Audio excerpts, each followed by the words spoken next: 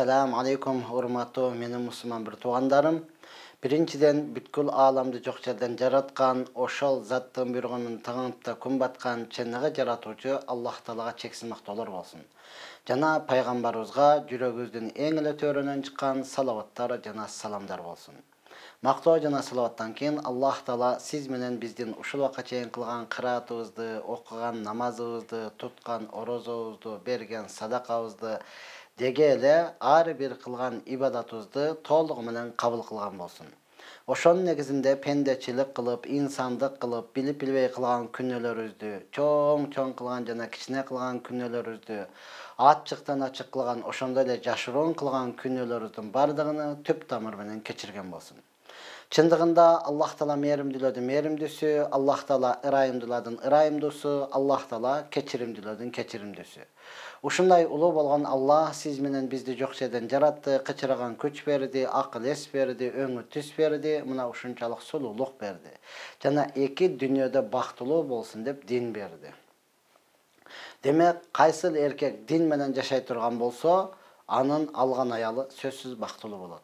Кайсыл аял дин менен жашай турган болсо, анын күйөөсү сөзсүз бактылуу болот. Кайсыл эркек аял экөө тең дин менен жашай турган болсо, анын балдары сөзсүз бактылуу болот. Кайсыл эркек аялдын балдары дин менен жашай турган болсо, ата-эне сөзсүз бактылуу болот.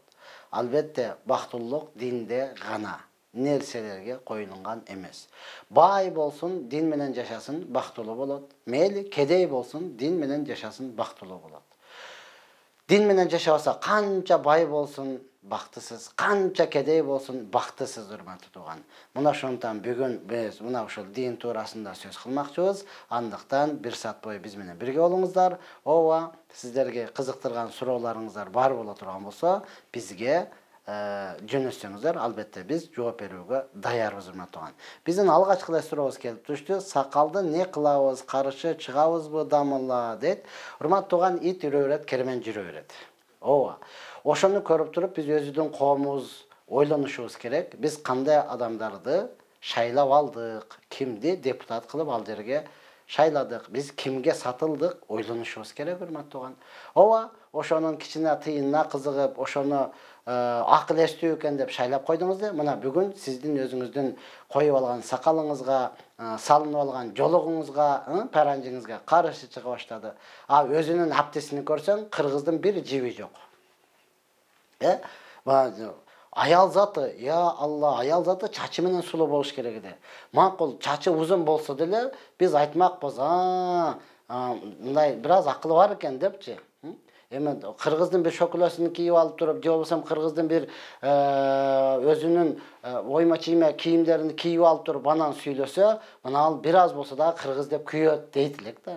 Азыр жок, урматтуу, кыргыздан бир үстүндө бир жиби жок, же эркекпи, же аялбы экен билинбейт да, көчөдө барасачы. Неге чачыны кудум эле эркектердей кылып кыскартып алган, анан келип туруп эркектин сакалына асылган, келип ыймандуулардын паранжысына асылганды көрүп туруп, айла жок, биз өзүбүздү жемелешибиз керек, урматтуу, көп ыйлап дуа кылышыбыз керек. Бул да болсо 3 жылдык, мен билишимде 3 жыл өтүп калды окшойт, дагы 2 жылдан кийин биз мына ушундай ойлонуп туруп шайлап, шайлоого барганда дагы, урматтуу тууган, ойлонуп барып, ал болсо, ким болсо баары болот да дедирбестен, анын миң соомуна кызыкпастан, урматтуу тууган, өзүбүз мына ушундай кыргызга, чыныгы элге, жерге, мекенге күйө турган, кыргызмын деп жүрөгү сого турган эркекпи, аялбы айырмасы жок. Мына ушуларды биз депутат кылып шайлашыбыз керек, урматтуу тууган.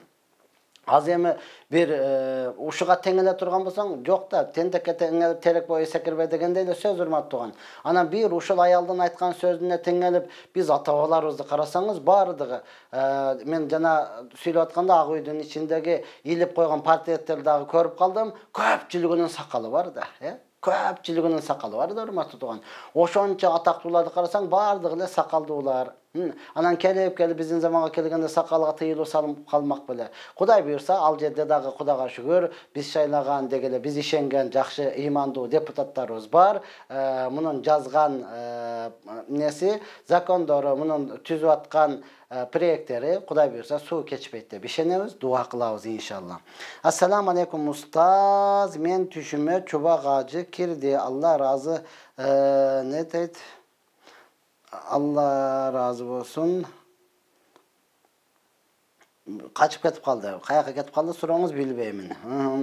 Урматтуу туугандар, бизге мына не дейт, чубагажы кирди, анан Allah razı bolsun dep koydu. Emne bolot deydi. Sonun bolot da sizge dua beripdir. Eме ошол Allah razı bola turganday amalды kılın. Allah razı bola turganday siz dinge beken bolуңуз, урматтуу тууган. Анан түшүңүзгө кирип Allah razı olsun dep koyup кетип көрүнбөй калган болсо, сизден Allah razı болду эмесиңиз түз эле бейишке кирип кетесиз деген эч кандай чечим жок. Ошондуктан, урматтуу туугандар, бизге суроо бергенде мен чын эле ачык эле айтып коеюн, мен түш жорый албаймын. Жаман түш көргөн болсоңуз, ал түшүңүз түлкүнүн богу. Жакшы түш көрө турган болсоңуз, аны жакшылыкка жооруңуз дагы, алдыга карай ибадат кылып умтула бериңиз. Бизге талак маселеси туурасында суроо бербегениңиз жакшы, анткени ал түз эфирден чечилбейт. Ал боюнча сиз муфтиятка сөзсүз убакыт бөлүп барышыңыз керек. Ошол учурда төшөк маселеси туурасында суроо бербегениңиз жакшы. Ага биз жооп бербейбиз. Анан кайра бир нерсени сурай берсеңиз жооп бере албай калабыз. Ассаламу алейкум, кандайсыз? Бир суроо, алымдар зиярат кылыш важип, алымдарды зиярат кылыш важиппи дейт. Жок, албетте важип эмес, урматтуу тууган. Жалпы эле өзгөчө сооптуу иш, өзгөчө сооптуу, жакшы иш. Дегеле муъмин мусулманды зиярат кылышлык, мусулман бир туугандарды эч кандай аласасы болбостон, эч кандай бересеси жок болуп туруп, ушул менин мусулман бир тууганым эле, дегеле ушул менин устазым, аалым эле деп зиярат кыла турган болсоңуз, албетте өтө чоң сооп иш кылган болосуз. Алдыңыздан периштелер тосуп алат, урматтуу тууган. Хадистерде мунун пайдалары өтө көп келген. Ошондуктан эч кандай аласасы, бересеси жок болуп туруп, мусулмандар жалпы эле бири-бирибиз менен катташышыбыз керек, бири-бирибиз менен байланышыбыз керек, зиярат кылышыбыз керек. Мына ошондуктан 5 маал намаз бар го. Өткөндө бир жерде биз Алла мүмкүнчүлүк берип туруп, ресторанда куптан намазын окудук эле да. Анан эме түшүнгөн бар, түшүнбөгөн бар. Көпчүлүк айтыр, мынтип окубаш керек. Эмнеге антип окубаш керек, урматтуу тууган? 5 маал намаз бул фарызбы? Бул рия болбойт эч качан. Эч качан эл көрсүн болбойт. Балким ушуну эли көрсөтүп окушуңуз керек да. 5 маал намазды сиз мечитке чыгып окушуңуз керек. Мечиттегилер сизди кошуналарыңыз бүт мечиттен көрүп туруш керек. Көрбөй калса, мына кошуна мечитке чыкпай калды, тынчылык буген, кабар алып койчу деп кабар алыш керек. Бул ар бир мусулмандын милдети да. Кабар алып туруп, анан ооруп аткан болсо ага жардам керекпи? Эмне жалгыз болуп туруп, эгер үйүндө өлүп кала турган болсо, ал канча күндөн кийин, 3 күндөн кийин, 5 күндөн кийин өлгөнү билинген адамдар болуп калып атат, урматтуу тууган. Мына ошондуктан 5 маал намазга чыгып турса, аны бардыгы билип, көрүп турат, ошого жараша амал болот. Таксыр акыйканы койду союп, сөгүн бутун коюп жайханага көмөсүң деген молдого не дейсиз? Бирок мен көмбөйм. Тоба кылдым. Ошондой дагы андайды молда деп эсептебейт. Я Рабби, ооба, урматтуу тууган, эми бизде андайлар дагы бар. Жок. Бул акыйка боюнча да, урматтуу тууган, акыйка кылышлык сүннөт. Анан имам Шафинин мазхабында ошол сөөктөрүнү сындырбастан бардыгын баягы тазалап туруп бүтүндөй көмүп койгон жакшыраак деп имам Шафиде айтылат. Бизди мазхаб боюнча жок, эч кандай тесечи жок. Кадимкидей эле сойгонуңуз эсеп, аны жеп, ичип, анан ал жака барып көмбөйсүз. Эми урматтуу тууган, ооба, мен ар дайым айтып келем, буга чейин Чубагажы устазыбыз дагы айткан, учкан куштун бардыгы эле шумкар эмес, жүгүргөн аттын бардыгы эле тулпар эмес, допу кийип сакал койгон бардыгы эле молда эмес, урматтуу тууган. Казак туугандарыбыздын бир интермеси да жүрөт го. Бирөөсү астафырла, кафыр деп эле бирөөнү айтып, сакал коймойсуңдар десе, анан атасы айтып атпайбы? Анан орус Валерийдин мынандай тизесинен сакалы турат, ошол такыбабы, ошол мусулманбы депчи. Албетте, урматтуу тууган, бул адам баласы эркекмин дегенге бул нерсе чыга бере турган нерсе. Ошондуктан атайын, урматтуу туугандар, устаздардан илимдүү Максат устазыбыз бар. Алхамдулилла, бүгүн ким? Садыбакас устазыбыз бар. Анан ким? Абдушүкүр устазыбыздарыбыз бар. Мына ошолордун сөздөрүн угуп, ошолордун айтканына амал кылсаңыз, Кудай буйрса, чын өзүңүз айткандай, кабырга барып сөөктү көмбөйсүз, убары болбойсуз. Ассаламу алейкум, менин 7 айлык боюм да бар, эле ичимде чарчап калыптыр. Наркы дүйнөдө бейишке алып кирет. Иншалла, мына ошондой пендечилик, урматтуу тууган, демек аны чала сыкыт деп коет, бойдан түшкөн же болсо чала төрөлгөн бала болуп эсептелинет дагы. Иншалла, ал дүйнөдө сиз менен жолугат, иншалла. Менде 4 балам бар. Аялым менен апам келише албайт. Мен не кылсам болот дейт. Сиз урматтуу туган, аялыңызга жакшы айтып, жакшы түшүндүрүп, мен сени сүйөм. Мен сени ушунчалык жакшы көрөм. Эми апам бул. Бул менин апам. Эми карыды, жашы өтүп калды. Ушундай деп атат. Кийлигишип атат. Сен буга тарынба, буга капа болбо. Экөөбүз жакшы болсок болду. Анан сүйлөй турган болсо, ал менен айтышып алып эле олтура бербестен, макул деди, ан чыгып кет. Макул деди, ан колунан келсе кылып кой. Экөөбүз эле ынтымак, экөөбүз бирдей боло турган болсок, болду, Кудай буйрса жеңип чыгабыз десеңиз, жакшыраак боло турмактаган. Ооба, бүгүнкү күнү көптөгөн үй бүлөлөр мына ушундай, аялы менен апасынын ортосунда көпчүлүгү кыпчылып калган, урматтуу туган, кыпчылып калган дейбизби? Же болбосо кандай? Кыскасы, эки аранжы апамды дейин десе аялы балдары менен турат, аялым дейт болсо апасы андан жогору тура турмактаган. Эң негизгиси апаңызды ыраазы кылышлык сиздин милдетиңиз. Апаңызды ыраазы кылышлык сиздин милдетиңиз. Мас болып гыйбат кылса кандай болот? Өтө өкүнүп жүрөм деди. Я Рабби, мас болуп эмес, мас болуп соп-соп болуп гыйбат кылсаңыз деле күнөө боло турмактаган. Мас болуп гыйбат кылган бул эмне дейт? Бул эки эсе болот да. Сиздин арак ичкениңиз бир боло турган болсо арам, гыйбат кылганыңыз экинчи арам болуп эсептелинет. Албетте өкүнүп жүргөн болсоңуз Аллах Таала кечиримдүү, экинчи кайталабай тооба кылсаңыз сөзсүз. Мен атымды өзгөрттүм эле, эч ким билбейт. Нике бузулбайбы дейт. Жок, нике бузулбай турмактуу туган. Сакал коюга каршы келген мыйзам жогорку кеңеште каралып атат. Ушул боюнча айта кетиңиз. Урматтуу туган, сакал коюшлук бул эркектерге важип. Сакалы чыккан эркектерге ар бир ол илими барбы, илими жокпу, эркектерге важип. Жалпы пайгамбарлар коюп келген. Макул, пайгамбар саллаллаху алейхи вассаламдын өзүнөн эле алганда сакай коюшлук сүннөт. А бирок кырышка келгенде эч ким айтпайт да. Кырыш арам. Мен сизге мындай айтайын, кырыш арам, урматтуу туган. Демек ушуга каршы чыгып атабы? Булар Аллахтын өкүмүгө каршы чыгып атат деген сөз. Сакалын кырышлык бул питерекилердин доорунда башталган. Негизи христиандар дагы коет. Поптордун бардыгы сакалчан жүрөт, урматтуу туган. Поптордун бардыгы сакалчан жүрөт. Мына ошондон мен 20 жашында коюп калдымбы, же 22 жашында койдумбу? Койсом, адамдар мага эмне кылат? Келип айтат, жаш туруп эле сакал коюп алыпсың дейт. Айланып кетейин, жаш балага сакал чыкпайт. Сакал чыкпайт жаш балага. Чоңойгон экен, анан чыкты, сакал чыктыбы? Демек бул жаш бала эмес, бул чоң киши, урматтуу туган. Сакал кыра турган болсо, барып булардын урпактары, урматтуу туган, мына ушул лутийлерге жакыныраак болот дагы, эркек менен эркек кошула тургандар дал мына ушулардан чыгып калышлык коркунучу бар. Мына ошондуктан ал жакта каралганы менен Кудай буйрса биз толук дуа кылабыз иншалла, Аллахтан сурайбыз, анан чынында эле каршылыгыбызды Кыргызстандын жараны катарында билдиребиз, урматтуу. Эгер Чубак ажы устазыбыз болгондо чынында эле ар бирин өзүнүн ордуна коймок, чынында эле жарыя кылып салмак, эми биз кандай анчалык илимибиз болбосо дагы, урматтуу туган, бирок сакал коюшлук важип экендигини, жок, важипти мойнуна албайм десеңиз, анда сүннөт экендигини бардыгыбыз билебиз да.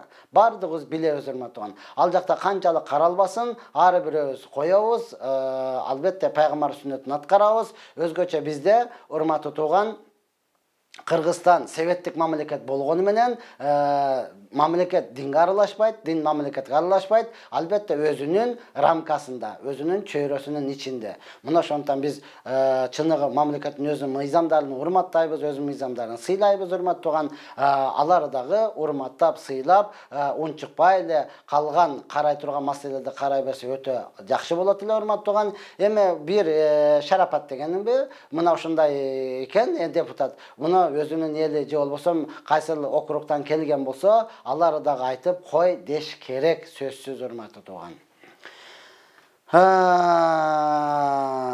Дамыла, сиз менен кандай байланыссак болот? Сизден кеңеш керек дейт. Мас адамдын каргышы өтөбү? Мас адамдын каргышы өтпөйт.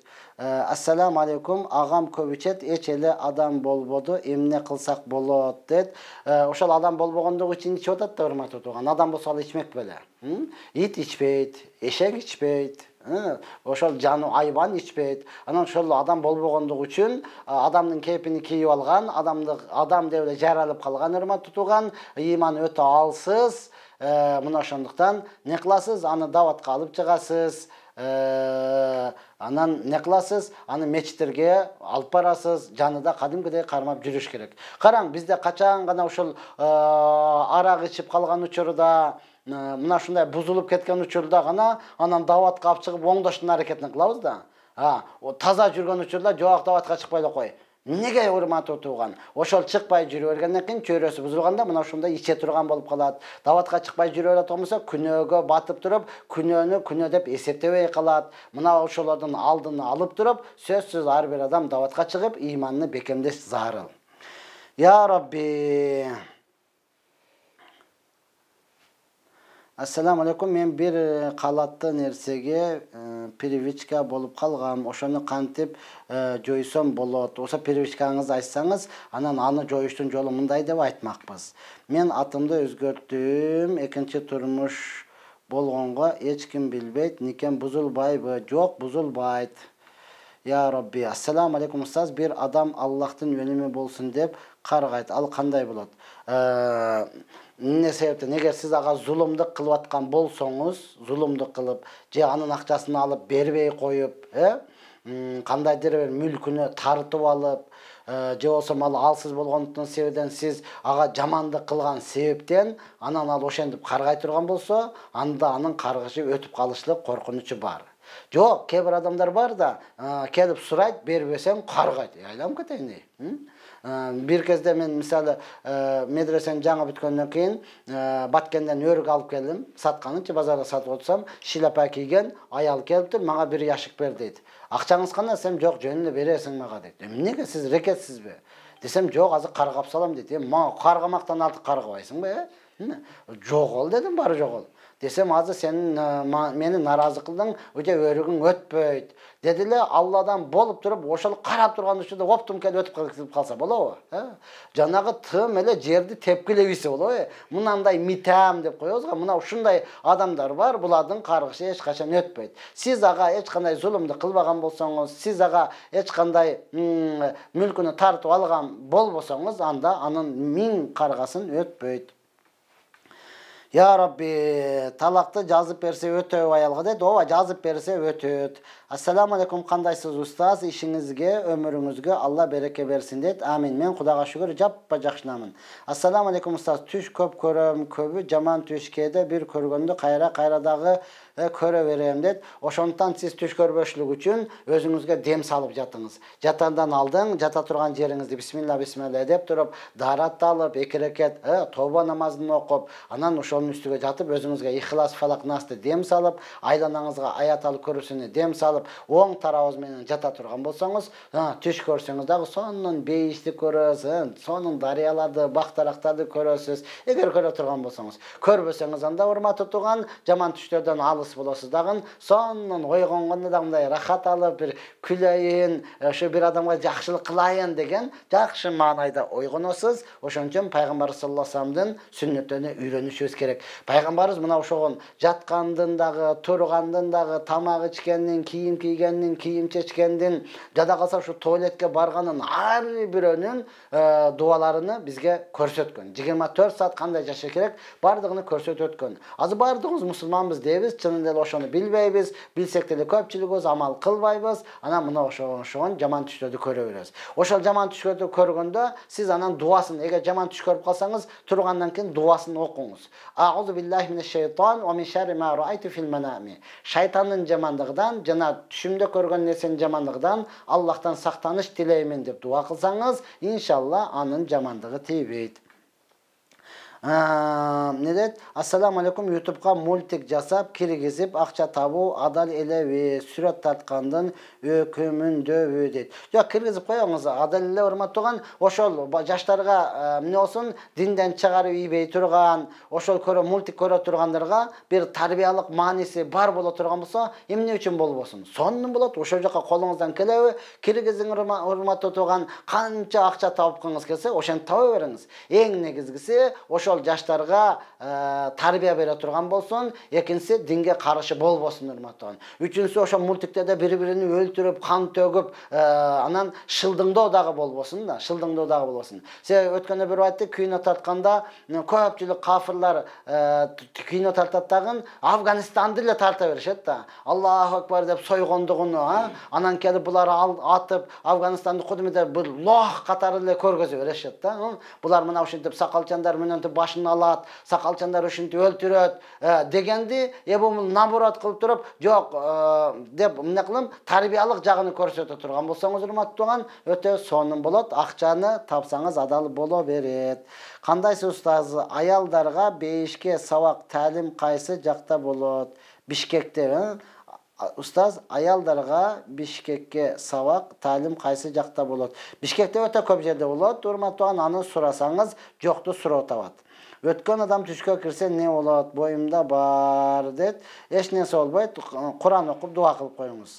Кафе той ашка барса болобу? Аябай жооп күтөм дейт. Эмнеге болбойт, урматтуу анда? Кафе той ашка барсаңыз болот. Болгондо азыр бизде алхамдулилла динге бекен болуп тойду өткөрүүнүн дагы тартиптери өзүнүн жолуга чыгып калды. Адал той деп калышты го, адал той депчи, халал той деп.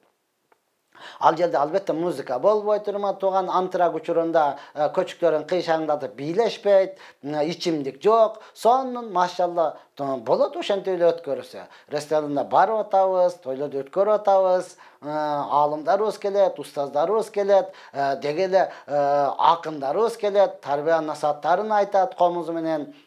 Анан бирок музыка жок, аксакалдарыбыз келип батасын берет. Ошон жердеги барып, туугандар менен маектешип, кессеңиз эмне үчүн болбош керек? Сөзсүз болот, урматтуу туган. Ассаламу алейкум, мага дуа бериңизчи. Таксырым ичкиликтен арыла албай жаттам, кыйналып кеттим. Аллах Таала иманыңызга күч-кубат берсин. Сиз Алла разы болсун. Ушунчалык сураганыңыз өзү бул имандуулук. Ооба, бул арам нерседен ар бир адам тажайт. Арам нерсе адамга рахат алып келип бербейт, кор кылат. Ошондон сиз мечитке дагы барып, ошол жака мечиттен чыкпай көбүрөөк мечитте болсоңуз, Кудай буйрса таштайсыз.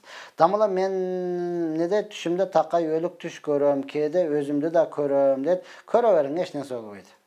Бекер чекенсиздер, сиздерге ассаламу алейкум, келинчегим кеткенине 4 ай болду. Кел деп барсам барбайм деп жатат. Bir kızım бар дейт. Эмне себептен кеткен, урматтуу туган? Ал жөнүн эле кеткен жок. Сиз аны тойгозгонсуз. Сиз менен жашоо ал адам үчүн кызыксыз болуп калган. Сиз менен жашоого ал адамдын көзү жетпей калган. Мына ошондон, урматтуу туган, сиз 4 ай болгон болсо, уже убакыт өтүп баратыптыр. Сиз толук тооба кылыңыз, намаз окуп, дуа кылыңыз, мурдагы кетирген кемчиликтериңизди мойнуңузга алыңыз, анан аялыңызга айтыңыз, болду, мурдагыдай кылбаймын, мына мен даватка чыгып келейин, мен оңолоюн, кел деп айтсаңыз, Кудай буйрса, ал дагы кечирип, жүрөгү жийип кала турган болсо, кайра сонун жашап каласыздар. Ассаламу алейкум, устаз, боюнда бар аял турмушка чыкса болобу дейт. Жок, урматтуу туганым, боюнда бар аял турмушка чыкканга болбойт. Нике жүрбөйт, ал бойдагыны төрөгөнгө чейин. Бойдагысыны төрөсүн, анан нифасканы келет го төрөгөндөн кийин. Ошол каны бүткөндөн кийин никени кыйсы дагы турмушка чыгып кете берсин. Анткени, урматтуу туган, ал төрөмөйүнчө ал эгин кимдики экени белгисиз болуп калат. Мына ошондон шарият ага уруксат бербейт.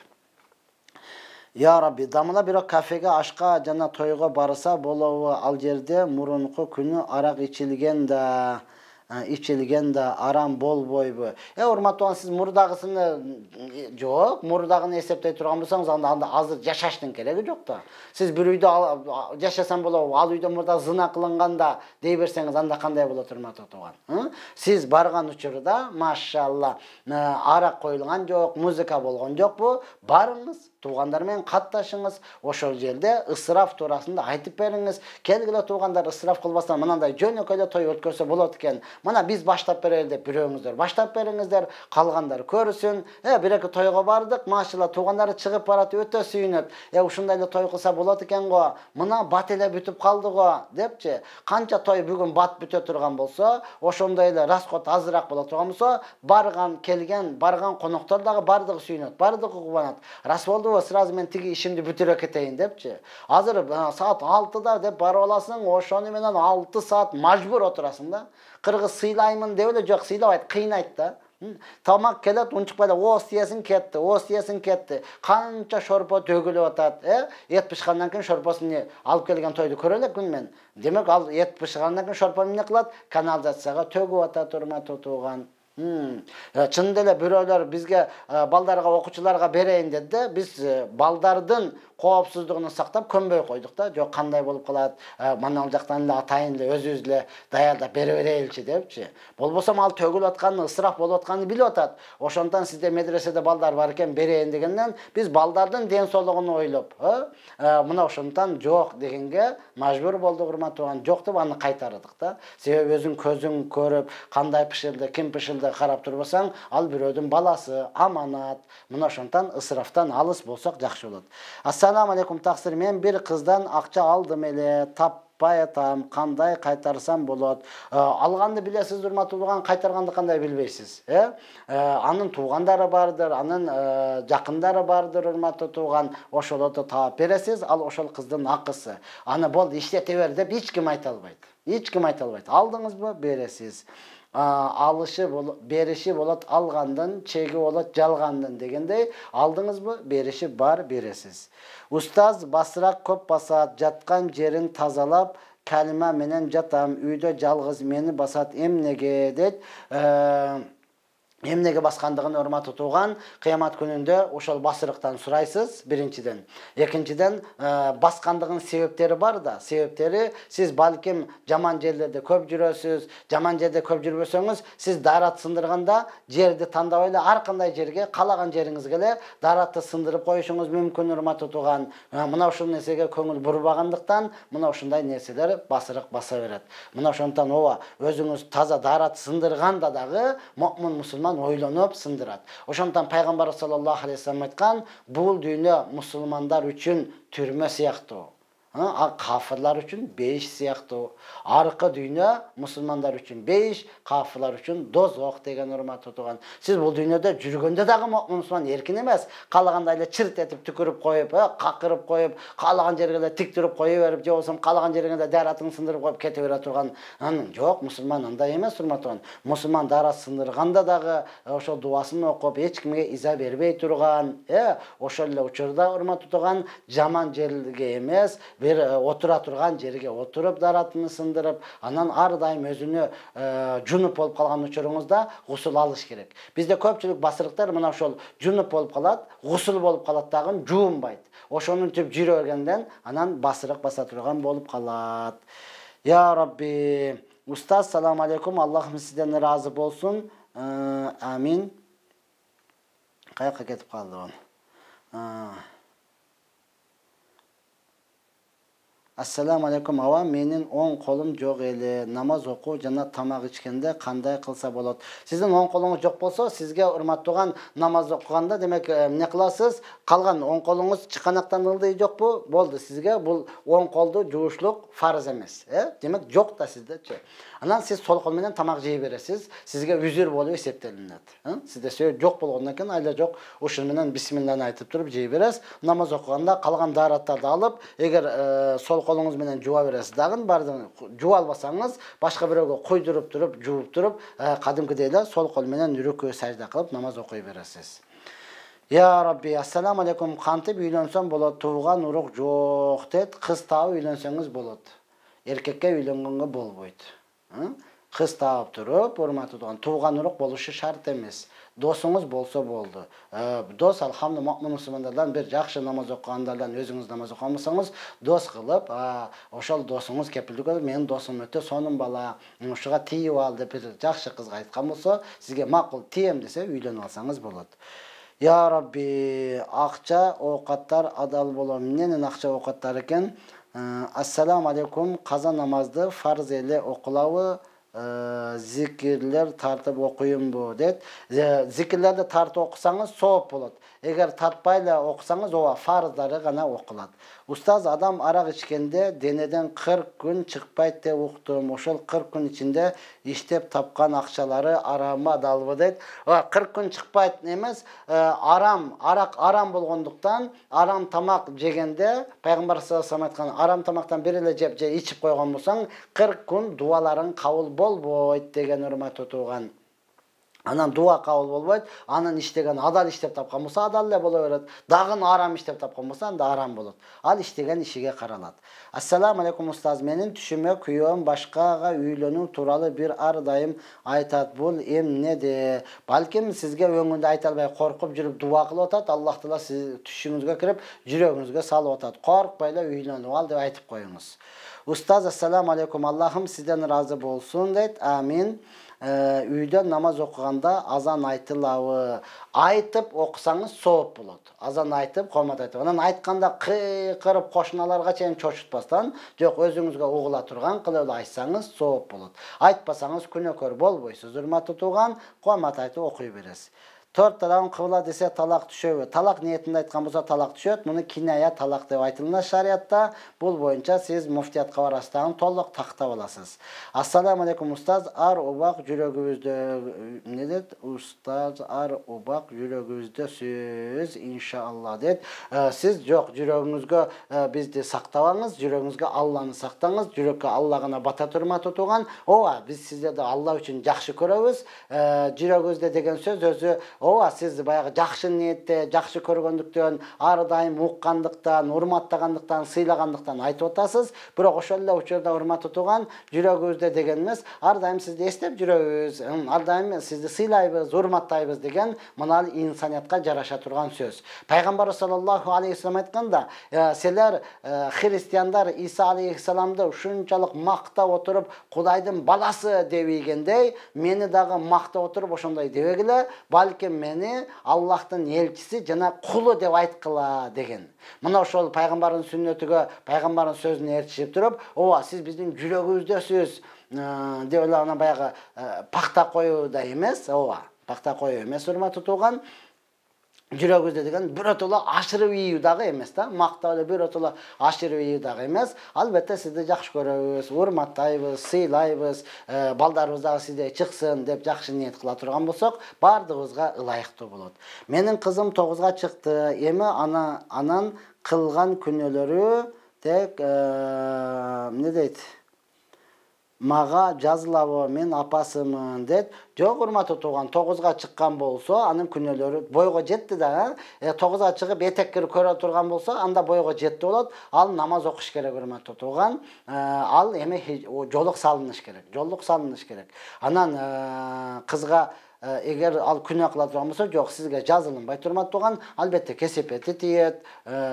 Негизи мына ушундай да, эгер балдары жакшы чыга турган болсо, бизде элибизде жалпысынан не дейт? Атасыга рахмат, атасыга рахмат дейт, Эгер балдары, кыздары жаман чыгып кала турган болсо не дейт? Энеси жаман дейт да.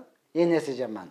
Анан кыргызда бир сөз бар да, не дейт? Атасы жиндинин бирөө жинди, апасы жиндинин баардыгы жинди деп, апага көбүрөөк сөз тийип кала берет да, жаман сөз. Бирок негизги мээнетти кылган эне, негизги мээнетти кылган апа болот. Ошондон кызыңызды намаз окутуп, ага ошол жолук салынып узун кийдирсеңиз, албетте ага айтылган сөздөрдүн баардыгы сизге келет, иншалла.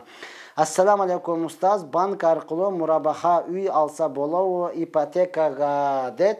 Негизи мурабаха деген сөз өзү шариаттан алынган, урматтуу тууган. Мындай кылса болот, бизде бирок банктар жок. Башында ошентими иш болуп туруп эле секин өзүнүн процентиге буруп алат. Башында ошентип сага айтат дагы, кийин билбей каласың, урматтуу тууган. Мен дала өзүмдүн жакындарым көрдүм. Башында айтканмын, алба, жакындаба десем, жок, манаке, мурабаха экен, мындай экен деп айтып жатып, акырында үйүнү алдырды, инсульт болду, мына ошондой. Эң негизгиси, урматтуу тууган, алысыраак эле болгонуңуз жакшы болот. Анткени биздин деңгел ага жете элек. Жашаган үйүбү жок болсо, зекет бергенге милдеттүү боломбу? Жашоом шүгүр, үйүм жок дейт. Үйүңүз болушу фарз эмес. Квартирада жашап атасыз, ошол үй болуп эсептелет. Анан өзүң үй салып, өзүңчө болушлук бул фарз эмес, сүннөт дагы эмес, важип дагы эмес, урматтуу тууган. Албетте күнүмдүк пайдаланып турган нерсе. Үйүңүз жок, бирок акчаңыз көп болгон болсо, сиз сөзсүз зекет бересиз. Мына Түркияга баратан болсок, түрктөр менмин деген байлардын үйү жок. Неге үй албайсың десем, жок, алар оборотто дейт. Оборотко салып койгон, өзү квартирада жүрө берет. Baş oorubайт алчы. Буякта толтур акчасы бар. Зекетini берип коюп эле жүрө берет. Үйү жок. Ассамблектарды салбайталар урматтуу турган. Ошол үйдү чоң кылып салып бири-бири менен жарышкан биз кыргыз эле. Үйүңүз жок, акчаңыз бар, оборот болуп атабы? Шүгүр кылып жашай бериң, зекетini берип коюңуз. Устаз, сизден Алла разы болсын. Кирком мечитте сабак болобу, барып сабак алсак дейт. Мен киркомдон мечиттен бошогонмун урматтуу туган. Азыр башка имам келди, ошондон сурап көрүңүз, балким сабак берип аткан болсо, ошондон алсаңыз болот. Кайнене мени канча жолу жаман жүрөсүң деп жала жапты, чыдай албадым, апамдын үйүндөмүн дейт. Кандай чыдап, кайра сүйүнбөйсүзбү? Кайненеңиз жала жапса да сиз кетип кала бересизби? Жолдошуңуз менен жакшысызбы? Болду, сүйүнүп, күлүп коюп жүрө бериңиз. Анткени мындай жала пайгамбарыбыздын аялы Абу Бакр Сыддык разияллаху анхунун кызы, жалпы мукмин мусулмандардын энеси Айша энебизге дагы дал мына ушундай жала түшкөн. Жала түшкөн урматтуу. Айша энебиз 3 күн тынбай ыйладым дейт. Кийин Айша энебиз болгон окуяны айтып берет го. Тынбай ыйладым, мен ушу ыйлап атып эле жүрөгүм өпкөм көп, өлүп калат окшоймун. Анткени жала түштү, мени тазалай турган эч ким жок эле, деди. Аллах Таала бул үммөттүн аялдары ушунчалык Алланын алдында урматтуу экен, Аллах Таала Кур'ан-ы Каримде өзү аят түшүрдү да. Өзү аят түшүрдү. Бул үммөттүн азыркы биздин аялдарыбыз, эжелерибиздин даражасы, кадыр баркы ушунчалык жогору. Анткени билебиз, Юсуф пайгамбарга жала түшкөн, эркеги де, пайгамбар бирок, келечекте пайгамбар болуш керек. Ошону Зулайка тийишип алып, не деди? Мени зордойм деди, мага кол салды дегенде, Аллах Субхана Таала бешиктеги баланы жөнөтүп койду, бер ана сүйлөп актап койчу анан депчи. Бешиктеги бала айтты, эгер алдыдан жыртылган болсо Юсуф күнөкөр, артыдан жыртылган болсо Зулайка күнөкөр деди. Караса артынан жылыптыр, Зулайка күнөкөр экен урматтуу туган. Эми келип, Айша энебизге домат түштү эле, Аллах Таала жаш баланы сүйлөтүп койсо болот эле урматтуу туган. Жок, Аллах сонда жаш баланы да ыра көрбөдү. Аллах Таала өзү Жабраил периштени жөнөтүп, өзү не деди? Таза экендигини Аллах Таала далилдеп берди. Мына ошондуктан Айша энебиздин абалы мага дагы келип атат дең, аз эми вахый түшпөйт да. Пайгамбар жок урматтуу. Болбосо пайгамбар болгондо балким сизге дагы вахый түшүп, сен деген таап-таза аялсың, таза аялдар таза эркектер үчүн, таза эркектер таза аялдар үчүн, бузук эркектер бузук аялдар үчүн, бузук аялдар бузук эркектер үчүн деген балким аят түшмөк урматтуу туган. Мына ошондон сиз кайненеңизге таарынып ал жакта жүргөнүңүз жакшы эмес. Жолдошуңуз менен сүйлөшүңүз, сизге ишенген болсо барып жашай бериң.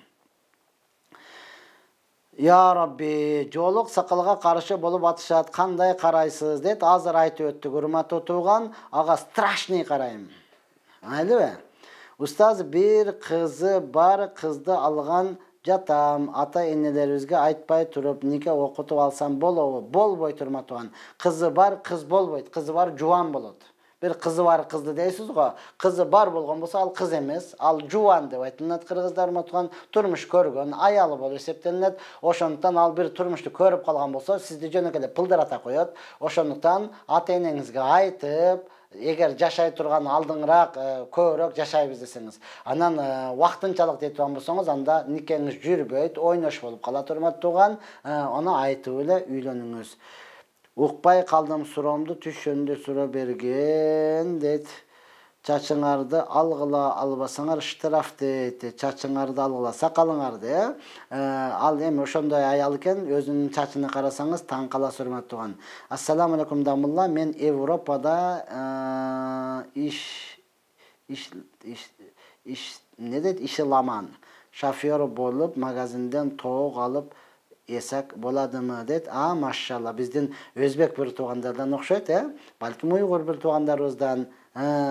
Ошондуктан өзбекче болсо өзбекче эле жазып берсеңиз, алхамдулилла, биз өзбек, казак бардыгыбыз бир эле тилдеги адамдарыбыз, Эч кандай урматтуу туган, бизде бөлүнүү жок, жалпы тууганбыз. Ар бир адам өзүнүн тили урматтуу, өзү сыйлуу урматтуу туган. Өзбекче эле жаза бере турган болсоңуз, эмне кылабыз? Биз Кудайга шүгүр түшүнөбүз, ошого карап жооп беребиз. Магазинден тоок алып жесек болобу дейт. Ал жактагыларды билбейм да, эгер бисмилlah Аллаху акбар деп сойлонгон болсо, андай алып жесеңиз болот. Анан шектенсеңиз, анда ошондо албаганыңыз жакшы. Себеби ал-халалу байюнун вал-хараму байюнун. Пайгамбар айтты, адал нерсе айдан ачык, арам нерсе айдан ачык.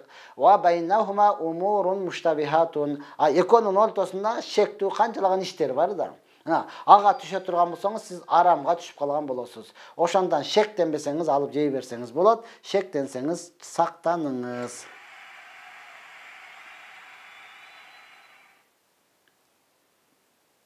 Устаз, biraz кырсыкка учурадым. Аллахтын сунносу деп дуа кылып коюңузчу, рахмат дейт. Ооба, кырсыкка вакашын ортосунда дейт, biraz эч нерсе эмес. Урматтаган көрбөгөндөй болуп кетесиз. Жалпы эле бардыгыбызга сабак, ошондой болгон учурда бири-бирибизге эч нерсе эмес. Эч нерсе эмес деген сөздү айтсак жакшы болот да. Бир аз болсо, "Тоята карабайсыңбы, эмне кылып койдуң, аны кара, эми бул эмне кылабыз" деп эле ызычы боло бербей, жок, ар бир адамдын башында бар. Ар бир адамдын башында бар. Кичине болгон болсо эч нерсе эмес. Адам тирүүбү болду, шүгүр кылыңыз, урматтаган. Темир табылат, калган нерсе табылат. Эч нерсе эмес. Көрбөгөндөй болуп кетесиз. Ал күндөрдү унутуп кетесиз. Алла Таала өзү жеңилдик берсин. Ya Rabbi, biz sizni жақшы көрөбүз. Албетте, мен дагы сиздерди жақшы көрөм. Ассаламу алейкум. Ысраф кылгандын жаман жактарын айтып бериңизчи. Ысраф кылгандын жаман жагы арам. Аллах Таала Кур'ан-ы Каримде айткан, Аллах Таала ысраф кылгандарды жақшы көрбөйт, сүйбөйт деп айткан. Жана бир аятта ысраф кылгандар булар шайтандын бир туугандары деп айткан. Ысраф кыла турсаңыз, кыргызда жакшы сөз бар, чөптү кородосоң көзүңө кирет деген. Бар нерсени кадырлабай ысраф кыла бере турган болсоңуз, Аллах Таала алып коет. Аллах Таала алып коет. Бир бүдүр нанга зар болуп каласыз. Бардык тууганыңызда бар болуп туруп, сиз ушундай зар болуп каласыз. Ошондон Алла берип аткан нерсени бары да деп эле Алла Таала чача бер деп берген эмес, урматтаган. Барбы кыйналып аткандарга жардам бер. Барбы урматтаган колу жокторго бер. Мына ошон ал чачыш үчүн, элге көрүнүш үчүн, мактаныш үчүн Алла Таала берген жок. Алла Таала сизге берди сынаш үчүн. Bizde көпчүлүк адамдар айтат, байыгандан кийин бузулуп кетти, байыгандан кийин өзгөрдү деп. Жок, урматтуу туган, өткөндө менин жакшы бир Аяш акам бар, машалла. Ошол айтат, мага өтө таасир берди. Ынак деген Аяш абам деп коеюн, Ошол айтат, ал жок, байыгандан кийин бузулбайт экен дейт. Байлык, мүлк, акча, мансап келгенден кийин бузулбайт экен, балким ал адамдын негизги ички дүйнөсү дегеле чыныгы жүзү билинет экен деди да. Мына мага өтө таасир берди. Байыгандан кийин бузулуп кетти, байыгандан кийин өзгөрдү деди. Жок, ал байыгандан кийин анан чыныгы жүзү көрүндү сизге. Колда жок болсо сизде бар да пипыңнап жүрө береткен, байыгандан кийин анан чыныгы адамдын кандай экендиги билинет экен, урматтуу туган. Мына ошондуктан биз байыган Алла Таала берген учурда ысраф кылбастан, балким толук жардам берүүнүн аракетин кылабыз. Ассаламу алейкум. Мен төрөлгөндө 10 колум бир аз иштебейт. Тамакты сол кол менен жейм. Күнөө болбойбу дейт. Бир аз иштебесе, иштеткенге колуңуз жетеби? Колуңуз өзүңүзгө жетеби? Анда урматтуу туган 10 кол менен жеңиз. Анткени пайгамбар саллаллаху алейхи вассалам айткан, силер 10 кол менен жегиле, 10 кол менен ичкиле. Анткени шайтан гана сол кол менен жейт, сол кол менен ичет деген. Пайгамбардын доорунда, пайгамбардын доорунда сол кол менен жегендер толтура болчу. Анан пайгамбар бирөөгө айтты, 10 колуң менен жегин деди, 10 колум жетпейт деп койду да. Жетет эле, бирок текеберлик кылып туруп 10 колум жетпейт деди. Пайгамбар макул анда жетпесе жетпей калсын деп койду, урматтуу туган.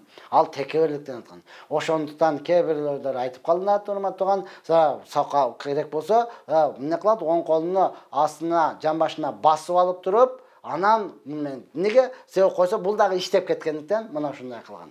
Анан бизге динсиз Европа урматтуу туган, сол кол менен жегенди бычак кашыкты колубузга карматып койду да. Бычакты 10 колго кармайсың, кесесиң дагы сол кол менен жеп, өзүнчө эле бир маданияттуу, өзүнчө эле бир Ne болуп атат? Өнүккөндүк, цивилизация. Жок, урматтуу тууган. Сага шайтандын тамагын жедирип атат. Сага деген шайтандын бир тууганы кылып атат. Мына ошондон бир аз иштебей, бир аз кыйналып оозуңузга жете турган болсо, анда бисмиллахны айтып, ошону шашпай эле чайнап жей бере турган болсоңуз, мына ошол жакшы болот. Ассаламу алейкум устаз, сүннөт жокко чыгарса динден чыгабы? Жок, сүннөттү жокко чыгарса динден чыкпаса дагы урматтуу тууган, кыямат күнүндө пайгамбар саллаллаху алейхи ва салламдын шафаатына, пайгамбар саллаллаху алейхи ва салламдын шафаатына эргешпей калыш коркунучу бар. Пайгамбарыбыз кыямат күнүндө мына менин үммөтүм кыл көпүрөктөн эсен-аман өткөргүн, саламатта өткөргүн деп дуа кылып Аллахтан сурайт. Ошол учурда пайгамбардын сүннөтүнү четке каткан болсо, деги эле пайгамбар салламды ээрчибеген болсо, Алла Таала аны дагы жакшы көрбөйт. Анткени Аллах Таала Кур'ан Каримде пайгамбарыбызга өкүм берип айткан. Кул ин кунтум тухиббуналлаха фаттабиуни юхбибукумуллах. Айткын ey Muhammed. Алла өкүм берип айтып атат. Айткын ey Muhammed. Кимге? Үммөттөрүңө. Эмне деп? Эгер деселер Алланы жакшы көрсөңөр, анда мени ээрчигиле. Мен кылгандай кылгыла, менин сүннөтүмө ээрчигиле. Ошондо Алла Таала силерди жакшы көрөт деп айткыла деген. Ошондон турган пайгамбар саллаллаху алейхи ва саллям сүннөтүн какты деген сөз, бул Аллах Таалага баш ийбеди деген. Аллага баш ийбеди деген сөз, бул динден чыкты деген. Бирок биз урматтуу турган, бул жерде аны кесе айтпайбыз. Албетте сүннөттү каккан болсо, кыямат күнү пайгамбар саллаллаху алейхи ва салламдын шафаатына ээрчибейт. Алла Таала ал адамды дагы жакшы көрбөйт. Ассаламу алейкум устаз. Топуңузду кайдан алгансыз? Ушундай таппай жүрөм дейт. Машалла, мындай топу кыргыздын допусу. Муну мен каяктан алдым экен?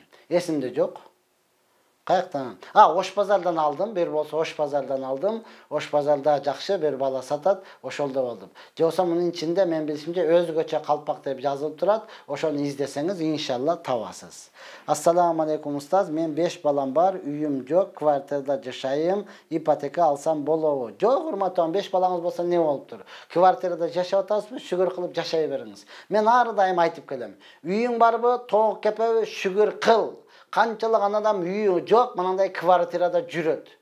Квартирада жашап атасыңбы? Шүгүр кыл, жүрөктөн чечип чыгарып кой. Ушул райондо канча квартира болсо, ошонун бардыгы меники деп коюң. Неге? Барып көрөсүз, жакса жашайсыз, жакпаса чыгып кете бересиз. Мага 5 хазайын керектен, гаражы менен керектен, пони шарты менен керектен, урматтууган. Антыкен канчалаган адамдар ошол квартирага төлөй албай бомж болуп көчөдө жүрөт. Аларды дагы жазда сүйлөшүп калдыгы да айтат, жер бети биздин үйүбүз дейт го. Не керек бар дейт, любой жерге жатып ала бересиң. Кыштагына бир аз кыйналабыз дейт, үшүп бир аз, болбосо жер бети биздин үйүбүз дейт. Я Алла, ошондон сиз биз урматтуу анчалык деңгээлге барбайлы дагы, ошол квартирада жатасызбы, сонун шүгүрчүлүк кылып балдарыңыз чоңойсо, иштеп адалак, эмгек менен иншалла заңгараган үйгө дагы жетип каласыз. Проценттен, ипотекадан алысыраак болгонуңуз жакшы. Байыганда ойлой бербей, кедей болуп калганды дагы ойлойлу. Устаз, дарыт алгандан кийин сразу газ чыгып кетсе, истинжа кылбай эле койсо боло береби дейт. Газыңыз жел чыгып кетсе деген сөз да, истинжа кылбайсыз урматтууган, кайрылганда эле колдон дарытты алып баштай бересиз. Я Рабби, жакында жарык дүйнөгө келет жолдошум жүрөт дейт. Дамыла туура түшүнүк бериң, балдарынын, не дейт? Балдарынын келечегин ойлоп ипотека деп жатат. Ипотека төлөнсө үй өзүнө калат дейт. Туура түшүнүк берейин, урматтууган. Ипотеканы төлөй алса өзүнө калат да. Төлөй албай калса 5 баласы менен каякта калат. Сиз ошол жагында ойлодуңузбу? Макул, төлөй алса өтө жакшы, урматтуу тууган. Сиз байганда эле ойлой бербей, төлөй албай калбайсызбы? Төлөй калсаңыз не болот? 3 жылга, 5 жылга бөлгөнү менен урматтууган, ошончон иштеп туруп эле алса, буга канча кошулуп берилип атат?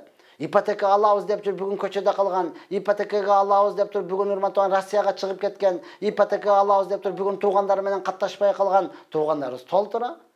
Ошондон сиз өзүңүздүн жеке түшүнүгүңүз менен эмес, урматтууган, балким диндин кызыкчылыгы менен караңыз. Үй алып калса биз деле сүйүнөбүз, урматтууган, үйлүү болуп калса биз деле жакты көрөбүз, биз деле ошентип калабыз келет. Бирок, урматтуу тууган, ипотека деген сөз мына процент дегендин эле маданияттуу вариантыбы, же болбосо айлантырып келип айтканыбы, дал мына ошондой эле. Мунун процентте не айырмасы бар деп ойлойсуз? Мына ошондуктан сиздер дагы кененирээк түшүнүңүздөр, урматтуу тууган. Болбосо макул башка устаздардан дагы сурап көрсүн. Бактыярдан сурадык эле, болбойт деп койду, сиздер эмне дейсиздер деп сурап көрсүн. Азыр бизде эмне көп? Алхамдулилла, устаздарыбыз көп, аалымдарыбыз көп, урматтуу тууган. Анан бир жакшы, толук изилдеп көргөн, бул мындай болот деп түшүндүрүп берген устаздарыбыз айтып калат болмосо, алсын, биз эч кандай каршы эмеспиз, урматтуу тууган. Аны ким экенин мен көргөн деле жокмун да. Мына көрө албастык кылып атат же ичтарлык кылып атат дейт болмосоңуз. Мен кимге болсун, баласы барбы, баласы жокпу, кимге эле болсо айтам, сен ипотека, процент, ушул банк дегенден алысыраак эле болчу. Алысыраак эле бол. Адал эмгегиң менен шүгүр кылып иштей бергин, урматтуу тууган. Анан тоок кеп болсо да кичинеден баштай бергин, анан чоң болуп, анан кенен жатасың, урматтуу тууган. Антпесең кыйналып каласың. Я Rabbi. Ne deyt?